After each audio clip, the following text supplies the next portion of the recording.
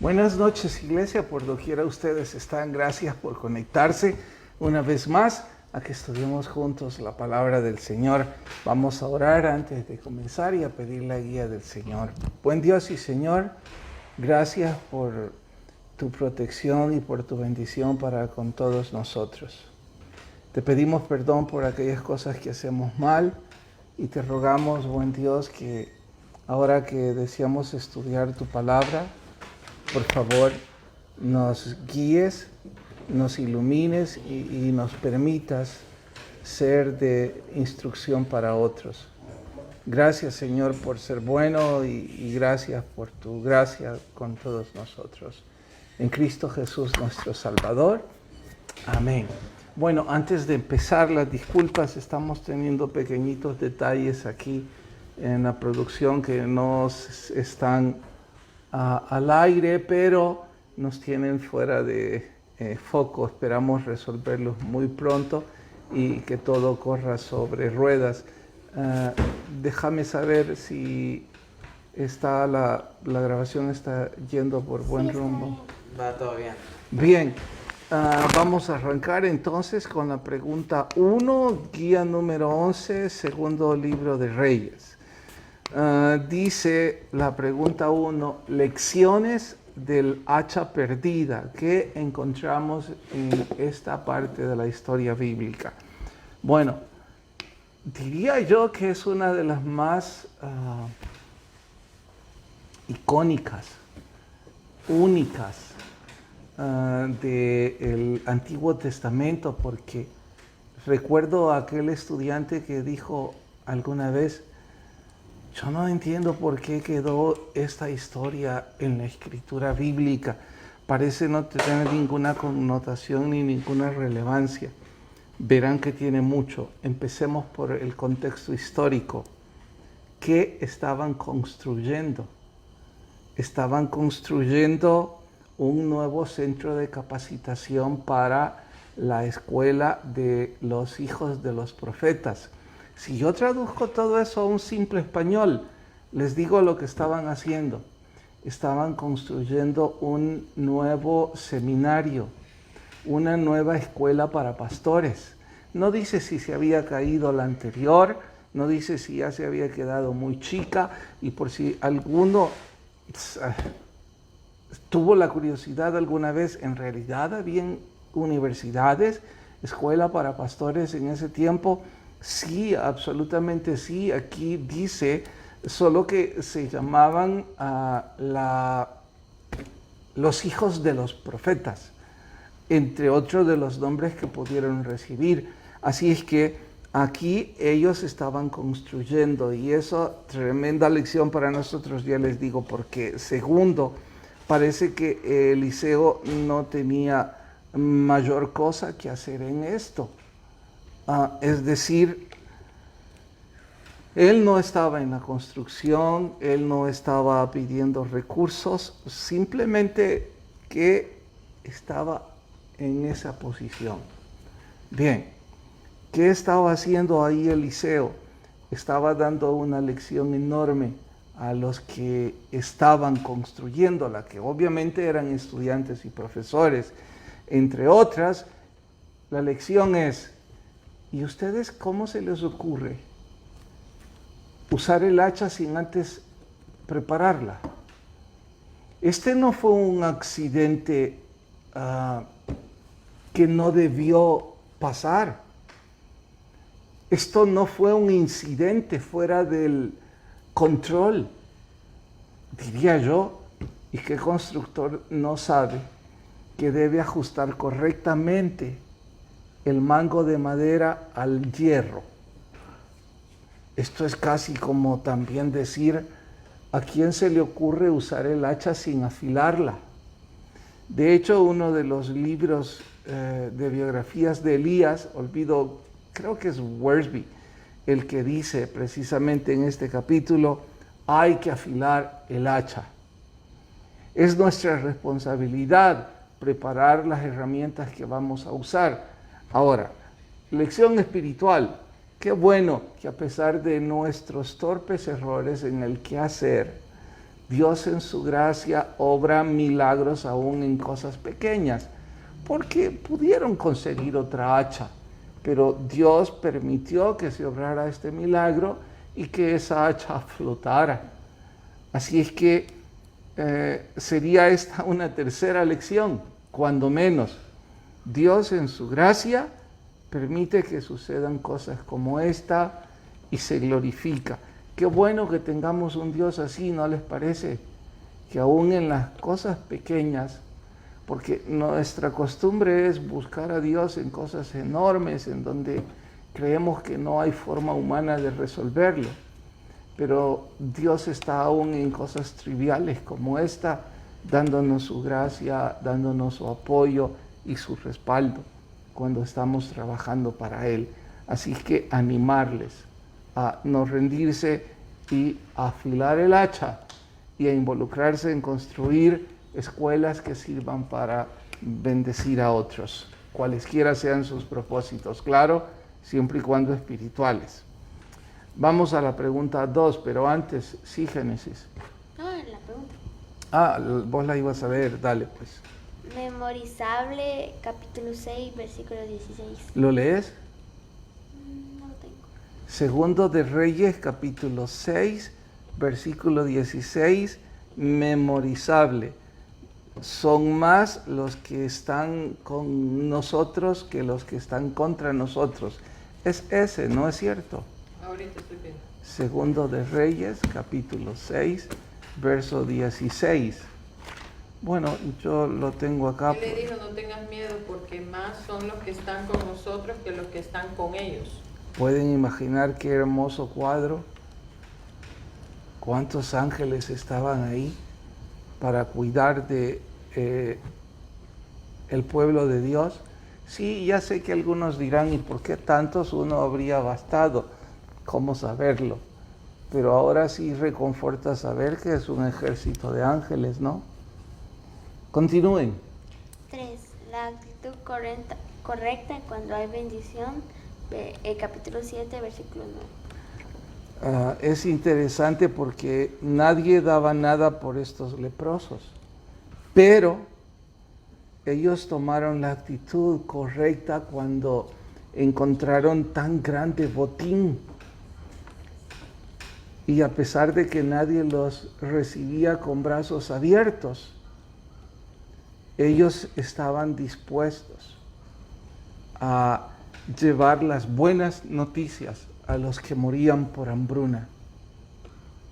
A pesar de ser leprosos, a pesar de que nadie les escuchaba. De hecho, no les creyeron en primera instancia, tuvieron que enviar un grupo de vigías para confirmar lo que estos dijeron. Aquí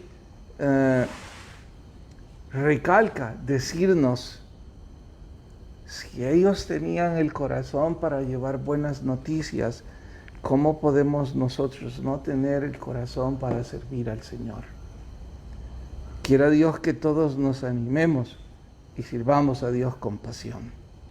Lo que sigue. Bendiciones de la obediencia, capítulo 8, del 1 al 6. Las bendiciones de ser obediente. Aquí está el momento en donde la mujer con recursos había tenido que huir también, además de la hambruna, por cualesquiera otras cosas, y había perdido todo. Ahora que regresa, Dios usa a Eliseo para restituir todo lo que era de ella. Así es de grande nuestro Dios. Las bendiciones de servir al Señor con amor, las bendiciones de ser su siervo. No estoy con esto empujando ni animando a nadie a servir a Dios por las ventajas que eso significa. Nosotros deberíamos servir a Dios porque le amamos, porque Él es bueno, porque Él tiene gracia para con nosotros. Pero sumado a eso, qué bendición extra es saber que Dios es tan bueno que nos recompensa. ¿Cuál sigue? ¿Por qué el hijo de Josafat, buen rey, hizo lo malo? Líquido. En varias veces hemos hablado sobre buenos hijos, malos padres, buenos hijos, pero esta vez no es esa la respuesta. En forma simple, el hijo de Josafat se perdió por casarse con una perdida. Así. La mujer de Josafat era perversa. Consecuentemente perdió el corazón del hijo de Josafat. Y aquí la exhortación para todos los que están en edad de casarse o los que algún día llegarán a esa edad. Qué torpeza es casarse con una mujer o con un hombre que no aman al Señor. Pueden estar seguros, perderá su corazón. Ese es el caso. Bueno, vamos al libro. Hay una pregunta. Hay una pregunta. Hermana Janet dice, Dios le bendiga, quería preguntar acerca de Eliseo. Adelante. Él nunca flaqueó, es la pregunta. Ella pone aquí, fue un hombre de fe enorme, creo que fue mayor que Elías en cuanto a la fe, porque a mi parecer Dios lo utilizó de forma enorme. Pregunta que si él nunca flaqueó. ¿Qué flaqueó? Se debilitó. Pues, wow, hermana Janet, es segunda pregunta en donde me mete en lío. Te volví a preguntar lo de Elías, que si Sí, sabías algo. no hay nada que no haya dicho en Elías. Y ahora no estoy seguro si hay una escena en la que Eliseo se debilitó. Tendré que averiguar. Así es que entre tanto me ha ponchado una vez más. No tengo una respuesta. Vamos al libro entonces. Mediocridad. 1. La razón tras la determinación. Igual, aplícalo. La razón tras la determinación es la visión. Tener la habilidad de ver lo que otros no pueden ver. Cuando tenemos eso, pues también tenemos la determinación de cumplir ese sueño. Y por ello dice que esa es la razón que está detrás de un hombre determinado. Es la visión de ese hombre, o claro está, de esa mujer. Número 2. Sueños específicos, no generales.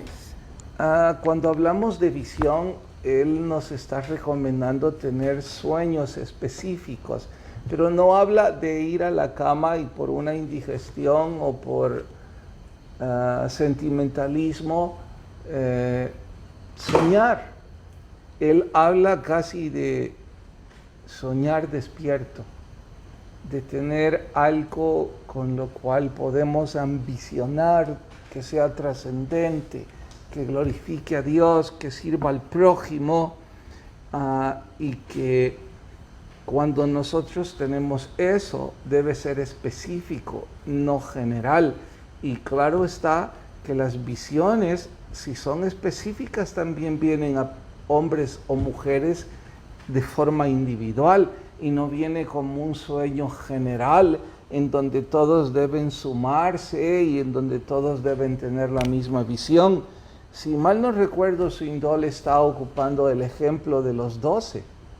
Solo 2 de los 12 tuvieron este sueño específico y los otros 10 no se sumaron a esa visión. Así que usted y yo deberíamos ser parte de esos hombres y mujeres que tienen sueños. Y eso nos lleva a la pregunta 3, sobre un día de sueños y oración. A mí me pareció fascinante. Me he estado preguntando si es algo que deberíamos hacer. Yo no estoy seguro que todos tengamos la madurez, porque se me ocurrió, wow, y si un día animo al liderazgo, un día de vacaciones, a irnos a una montaña y separarnos, desperdigarnos todos 2 horas o 1 hora en oración, nadie hablar con nadie y solo decir a nuestro Señor, pon tus sueños en nuestra vida. Orar por eso. Y a lo mejor 2 horas, y después de haber orado y meditado, regresar al grupo y cada uno de nosotros compartir el sueño que quizás Dios puso en nosotros, o a lo mejor nuestro entusiasmo. La idea me pareció fascinante. Oren, y los líderes que están escuchando esto, si piensan que eso pudiera ser del Señor, bueno, empújenme, anímenme. ¿De dónde sacamos el tiempo? Bueno, lo podemos buscar. Solo tendríamos que estar seguros que el Señor nos está empujando en dicha dirección. Sigue. La mayoría tiene la razón. Este me encanta y los quiero desafiar. ¿Quién fue el escritor que preguntó esto? ¿Cómo quisiera tener la memoria fotográfica que algunos jóvenes tienen? Pero no sé quién fue el que dijo esto. Solo voy a repetirlo. ¿Pueden ustedes decirme las veces en que la mayoría tuvo la razón? ¿Alguien puede en la historia darme testimonio, pruebas de que la mayoría pensó que eso era lo correcto y tenían la razón? Les voy a decir esto con reservas.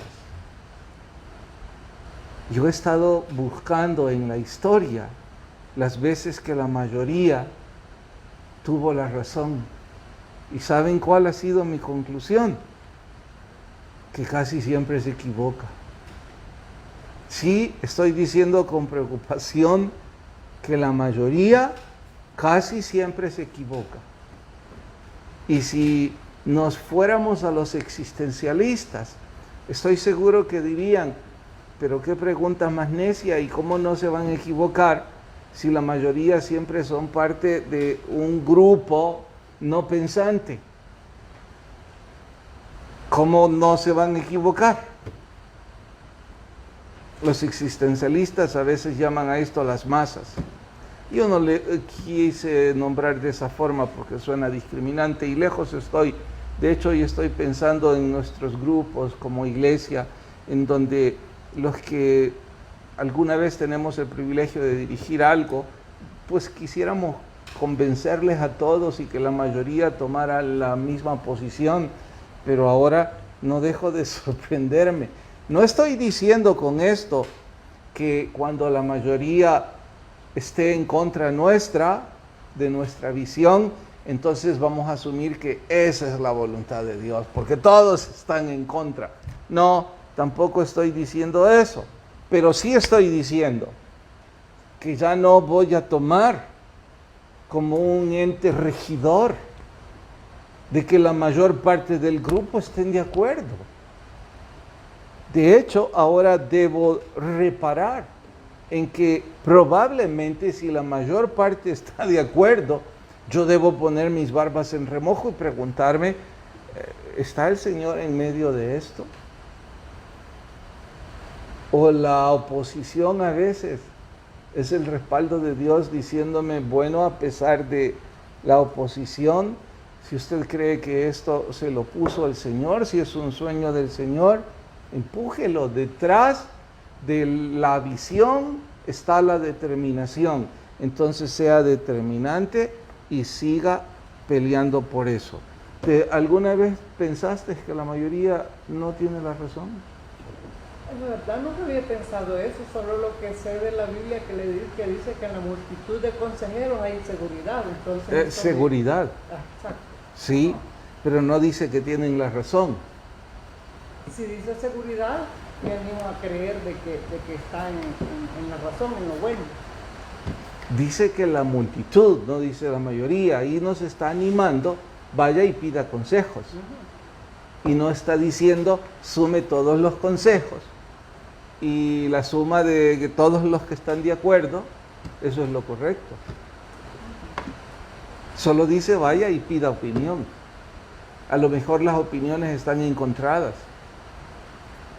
¿Qué crees? Lo mismo. Que, por ejemplo, yo decía, mi mamá, por ejemplo, va de compra y yo le digo, no vaya a hacer una carreta. Y todos dicen que sí va a alcanzarla. Y ahí no alcanza. Por ejemplo, Bueno, podría ser ese un ejemplo. Y la última. Faltan dos, pero creo que la 6 está más bonita. Cuente lo que cuente lo que haces y cuando no lo haces, aplícalo. Tengo tiempo entonces para las dos. Pues la 5. ¿Y cómo no hablar de Caleb? Que Caleb terminó bien, coméntenos. Imagínense a los 85 años, un poco mayor que mi papá, todavía tenía fuerzas para ir a la guerra. Y le dijo a Josué, no, yo no quiero que me heredes una explanada sencilla de conquistar, quiero los montes, porque allí hay gente muy fuerte y yo todavía tengo la corpulencia y la energía para enfrentarlos. Si Dios me da gracia, estoy listo para eso. ¿No creen que sería algo por lo que deberíamos orar? Que si en sus planes Dios nos va a dejar llegar a esa edad, tengamos energía para servirlo, para honrarlo, para involucrarnos en su obra. Y finalmente, pregunta 6. Cuenta lo que haces y no cuándo lo haces. No importa la edad, no importa el detalle, lo importante es que lo hagamos. El libro narra, y haciendo eco a vos, Andrés, que te gusta recordar datos como este. Escuchá. Golda Meir tenía 71 años cuando se convirtió en primer ministro de Israel. 71 años. ¿Cuántos años tenés vos? 78. 7 años más que la abuela. Eso significa que ya era una anciana y se convirtió algo así como en el presidente de Israel. Wow. Y fue muy famosa por su liderazgo.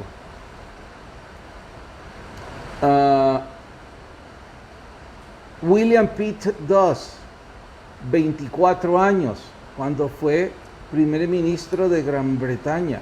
Este es todo lo opuesto, un jovencito. Un joven de que fue Como la edad de Talo. una edad. Convertirse casi en ministro, en presidente de Gran Bretaña. George Bernard Shaw, 94, cuando se produjo por primera vez una de sus obras de teatro. Mozart, 7 años, cuando su primera composición fue publicada, la edad casi de ustedes. Ya vos que estás escribiendo un libro. Benjamin Franklin, columnista de un periódico a los 16. Ricardo. Sí. Nunca se es muy joven ni demasiado viejo si se tiene talento. Y el talento depende de la visión para servir a nuestro Dios. Ajá. Hay una cosa que me llamó la atención, es de que la edad no significa en considerarnos débiles para buscar hacer lo más fácil, sino que buscar hacer lo más difícil, porque es Jesucristo el que da la edad. Fuerza. Por si no escucharon, mi mamá dijo, la edad no debería limitarnos para hacernos creer que debemos hacerlo fácil, sino darnos ánimo para hacerlo difícil. Y ya no hay tiempo, lo siento a todos los que querían sumarse porque nos hemos pasado. Gracias por conectarse, el que tenga oídos por oír, oiga lo que el Espíritu dice a las iglesias. Pasen buenas noches todos, no olviden el culto, mañana hay Counters 30 y el domingo 7, 9 y 11. No tienen que registrarse ni para las 9 ni para las 11, para las 7 sí. Y por favor, no olvidemos, siempre vigilantes, sin bajar la guardia con esto del virus. Que la paz de Dios nos abrigue a todos. Adiós.